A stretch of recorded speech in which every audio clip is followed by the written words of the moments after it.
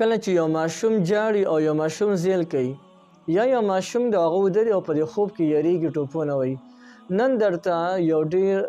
زبردست دم ښیمه دا دم بالکل تاسو ته مکمل اجازه شته دی تاسو یې کولی شئ که دا دم تاسو شروع وکړئ د انشاءالله چې د دې په برکت باندې به الله جل جلاله هغه ماشوم ته صحت ورکړي هغه ماشوم به روغ شي او دا داسې دم دی چې دا زه په خپله هم کوم ښه دا دم دا چې کله ماله یو ماشوم راشي او هغه ماشوم ډېر زیات روان ماشوم وي ډېر زیات داسې چې هغه باندې غوټې مکمل راځي بعضې ماشومانو باندې سمې غوټې راځي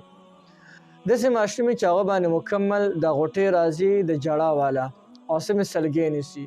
د هغه ماشومانو دپاره هم تاسو دا دم کولی شئ تاسو ته د دې مکمل اجازه شته دی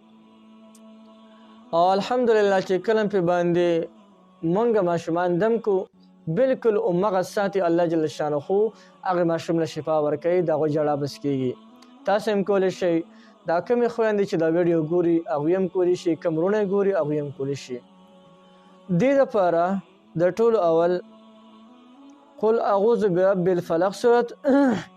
او قل اعوذ برب الناس صورت دا به درې ځله ووایې او په هر ځل باندې به دې سره بسم الله وایې لکه بسم الله الرحمن الرحیم دوی قل اعوذ برب الفلق صورت دوی بیا بسم الله بیا همدا صورت بیا بسم الله بیا چې دی همدا صورت دغسې بسم الله الرحمن الرحیم دوی قل اعوذ برب الناس صورت دوی بیا بسم الله بیا چې کوم دی قل اعوذ برب الناس ملک الناس اله الناس وغیره نو په دغسې ترتیب سره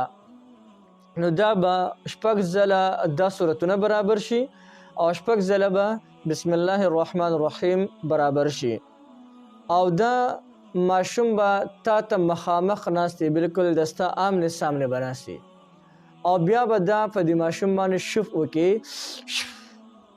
داسې انداز کې دا شف یا کوف په داسې انداز سره کې چې د ستا د خولې د لاړو د ذرات په دې ماشوم باندې ورپروزي او بیا به قل اعوذ برب الفلق صورت ټول او قل اعوذ برب الناس صورت دا به ټول ولیکې د ماشوم ته به په غاړه کې واچې دې نه به هغه تعویض جوړ کړې د هغې نه پس به تاسو دا یو آیات دی د صورت ملک فرجع البصر هل ترى من فطور ثم ارجع البصر کرتین ینقلب الیک البصر خاسئا وهو حسیر دغه آیات مبارک به اووه ځله ووایې او دا آیات مبارک به په اوبو باندې دم کې او ماشوم هم پې باندې دم کې او هغه اوبه به په دې ماشوم باندې وڅکې انشاءالله چې دې نه پس به دا ماشوم بیا نه به خوب کې یېرېږي نه به ده باندې چې کوم دی نظر لګي او که چېرته بالفرض په دې ماشوم باندې د مخکې نه نظر لګېدلی وي د دې اعمالو په برکت باندې به الله جل شانه دغې ماشوم ته شفا ورکړي او هغه بدنظرۍ والا چې کم اثر وي هغه به ترې ختم شي او دې نه علاوه که یو ماشوم دی هغه په خوب کې یریږي انشاءالله د دې نه پس به بیا هغه ماشوم په خوب کې نه یریږي